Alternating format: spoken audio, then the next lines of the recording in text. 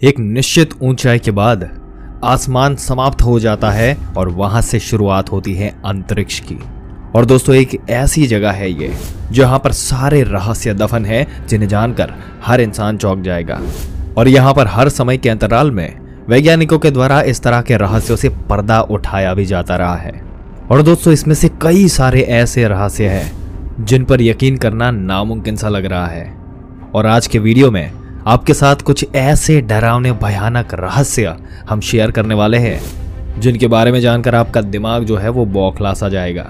आइए ले चलते हैं दोस्तों ब्रह्मांड की उस सैर पर जिसके बारे में आपने कभी सोचा भी नहीं होगा। दोस्तों, ब्रह्मांड इतना विशाल है कि इसमें ग्रह, तारे, आकाशगंगा, ये सभी अंतरिक्ष पदार्थ और ऊर्जा भी उसमें शामिल है। और रात के समय अगर आसमान में देखें तो आपको बिल्कुल आसानी से समझ में आ जाएगा कि हमारी पृथ्वी एक छोटा सा डॉट है, रेगिस्तान में एक कण के बराबर है। और इस फैक्ट से तो हम सब वाकिफ है कि सूर्य, जिसका आकार इतना बड़ा है कि उसमें 1.3 मिलियन से भी ज्यादा पृथ्वी समा सकती है, यानी कि 13 लाख पृथ्वी सिर्फ एक सूरज में समा जाएगी। और सूर्य हमारे सौरमंडल का एकमात्र तारा है। और सूर्य कोई सबसे बड़ा तारा नहीं है, सूर्य से कई गुना बड़े तारे इस ब्रह्मांड में मौजूद हैं। लेकिन एक सर्कल आकाशगंगा में 100 बिलियन से भी ज्यादा तारे हैं, जिसे हम मिल्की वे कहते हैं। यानी कि हमारी आकाशगंगा में कई बिलियन यानी कि 100 बिलियन से भी ज्यादा तारे मौजूद हैं। और वो 100 बिलियन तारों के अंदर हमारे सूरज का क्या वजूद होगा, ये आप समझ ही सकते हैं। और यहाँ पर हम 100 बिलियन से भी ज्यादा आकाशगंगाएं होने की पॉसिबिलिटी की बात कर रहे हैं।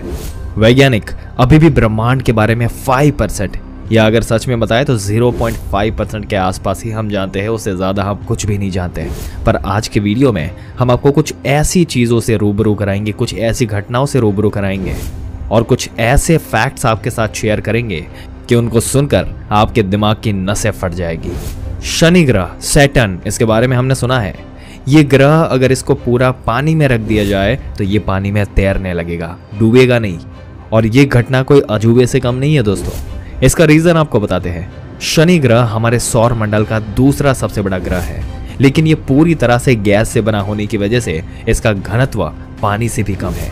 इसलिए इस इतने बड़े ग्रह को पानी में रख दिया जाए तो वो एक गुब्बारे की तरह तैरने लग जाएगा। और दोस्तों, आपको ये तो पता होगा कि आप पृथ्वी पे जो छलांग लगाते हैं, उतनी ही एनर्जी के साथ अगर आप चांद पर जाकर छलांग लगाएंगे तो आप 6 गुना हाइट उस छलांग में गेन कर पाएंगे। अगर आप 1 फीट जितनी छलांग लगाते हैं पृथ्वी के ऊपर, तो चांद पर जाके आप 6 फीट की छलांग लगा पाएंगे।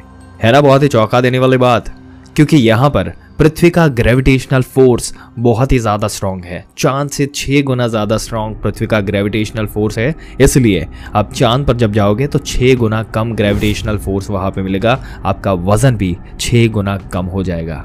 यानी इसका सीधा सा मतलब है, जितना कम गुरुत्वाकर्षण बल है वहां पे, उतना ही ज्यादा हम कूद पाएंगे।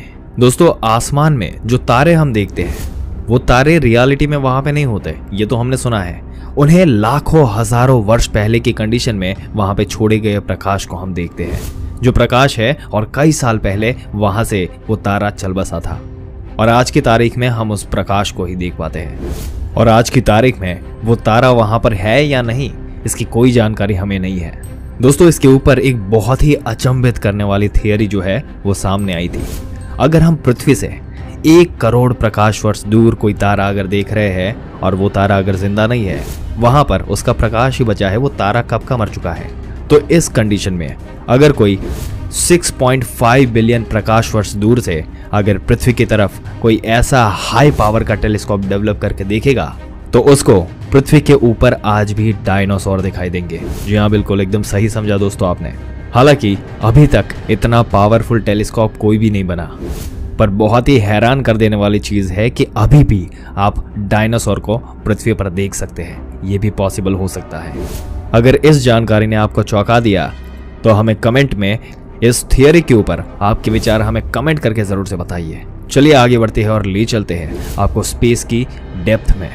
क्या आप जानते हैं कि अंतरिक्ष से अगर देखा जाए तो वहां पर सूरज का कलर जो है वो सफेद दिखाई देता है, जबकि हमारी धरती से ये थोड़ा अलग रंग में दिखाई देता है।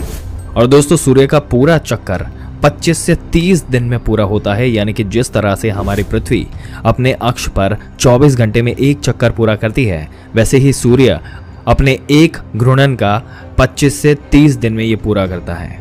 पृथ्वी के नेचुरल सैटेलाइट चंद्रमा यानी कि चंदा मामा की एक बहुत ही इंटरेस्टिंग बात आपको बताए तो जब वहां पर पहले कदम रखे थे वो नील आर्मस्ट्रांग ने रखे थे, वो हम सब जानते हैं, पर वो कदम आज तक वहां से कोई मिटा नहीं पाया है।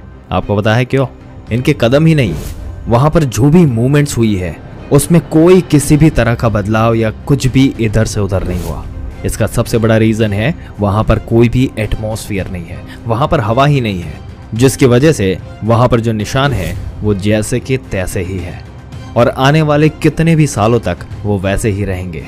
अब दोस्तों चांद की बात कर ही रहे हैं तो आपकी जानकारी के लिए बता दें कि अब जो चंद्रयान 3 जो लैंड हो चुका है उसका जो रोवर है वो अपने पहिए में कुछ ऐसा निशान बनाया है उसने, जिस वजह से जब वो चलेगा चांद की सतह पर मूव करेगा तो एक तरफ से वो हमारे अशोक चक्र को प्रिंट करेगा और दूसरी तरफ से इसरो का नाम प्रिंट करेगा, जो कि आने वाले लाखों सालों तक वहां पर जाने वाले अंतरिक्ष यात्रियों द्वारा देखे जाएंगे।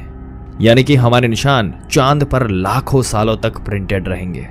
दोस्तों क्या आपने अंतरिक्ष में तैरते हुए भूत प्रेत या आत्माओं के बारे में सुना है?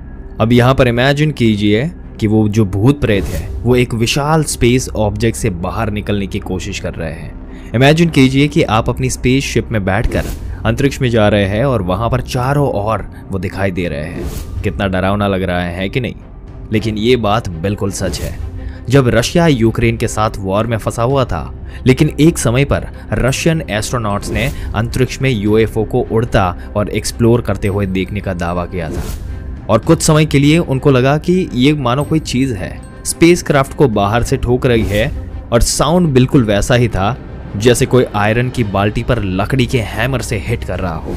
वो समझ नहीं पा रहे थे कि ये साउंड कहाँ से आ रहा है और उसका रीजन क्या है। और दोस्तों जल्दबाजी में वो घबरा गए और उन्होंने धरती पर लौटने के बाद मिशन से जुड़े साइंटिस्ट को इसके बारे में बताया, लेकिन तमाम कोशिशों के बाद उनकी इस मिस्ट्री को नहीं सुलझाया जा सका। अब यहाँ गौर करने वाली बात तो ये है कि स्पेस में वैक्यूम होता है और साउंड को ट्रैवल करने के लिए एक मीडियम, एक माध्यम की जरूरत होती है। तो अब यहाँ पर ये साउंड सुनाई दिया, तो ये साउंड कैसे सुनाई दे रहा था? और दोस्तों प्रैक्टिकली यहाँ पर देखा जाए, साइंटिफिकली भी अगर देखा जाए तो यहाँ पर कोई भी मीडियम नहीं था जिससे साउंड ट्रैवल हो सके और सुनाई दे सके। अब चलिए मान लेते हैं कि स्पेस कंप्लीटली वैक्यूम नहीं होता है और वहां पर कुछ पार्टिकल्स मौजूद होते हैं, लेकिन अगर इनके थ्रू साउंड प्रॉपर पास होते हुए इनके कानों तक तो कभी नहीं पहुंच पाते। और अगर इस बात में वैज्ञानिकों की बात मानी जाए तो सिर्फ एक ही कंडीशन में हो सकता है और वो है कि कोई बड़ी सी चीज फिजिकली आकर उससे टकराई हो। लेकिन अगर ऐसा हुआ होता तो स्पेसक्राफ्ट को नुकसान भी जरूर पहुंचता, पर यहाँ पर स्पेसशिप में तो कोई भी डैमेज नहीं था। और बीबीसी में पब्लिश एक आर्टिकल के अनुसार ये आवाजें स्पेसशिप के एक्सपेंशन और कॉन्ट्रैक्शन का नतीजा भी हो सकता है। और ऐसा इसलिए क्योंकि धरती के ऑर्बिट में ही स्पेसशिप का एक्सटीरियर का टेम्परेचर कई बार बदलता रहता है। हालांकि इस थियरी का कोई भी क्लियर एक्सप्लेनेशन नहीं है। और दोस्तों सरप्राइजिंग बात तो ये है कि सुनने वाले ये एक ही स्पेसक्राफ्ट के लोग नहीं थे।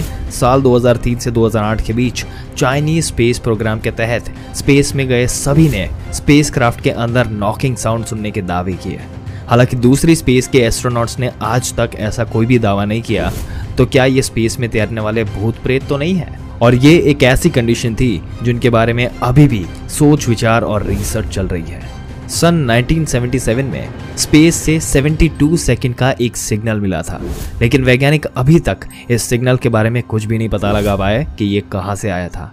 इस सिग्नल को बाउंस सिग्नल कहा जाता है, पर इसके बारे में फ्यूचर में कोई भी इंफॉर्मेशन नहीं मिली और ये कहां से आया, किसने भेजा, इसके बारे में कोई डिटेल जानकारी वैज्ञानिकों के पास अब तक नहीं मिली है। और सबसे इंटरेस्टिंग बात अगर आपको बताए तो वैज्ञानिकों के अनुसार पानी जो है वो स्पेस में तैरता हुआ इसका भंडार है और वो विशाल अवस्था में मौजूद है और इसी कंडीशन में, इसी व्यवस्था से अंतरिक्ष से पानी धरती पर आया है। दोस्तों आपके क्या विचार है अंतरिक्ष के इस रहस्यों के बारे में जिसमें अभी तक हम हमारे सवालों का जवाब ढूंढ रहे हैं? अपने विचार हमें कमेंट करके जरूर से बताइएगा। अगर ये वीडियो और इसमें दी गई जानकारी ने आपको कोई इन्फॉर्मेशन और नया नॉलेज दिया हो तो अपने दोस्तों और रिश्तेदारों के साथ ज़रूर से शेयर कर दें और ऐसी ही जानकारी पाते रहने के लिए हमारी चैनल को सब्सक्राइब करके बेल आइकन ज़रूर से दबा दें। मिलते हैं एक और दिलचस्प वीडियो में एक और दिलचस्प जानकारी के साथ। तब तक के लिए इस वीडियो में अंत तक बने रहने के लिए आपका दिल से धन्यवाद।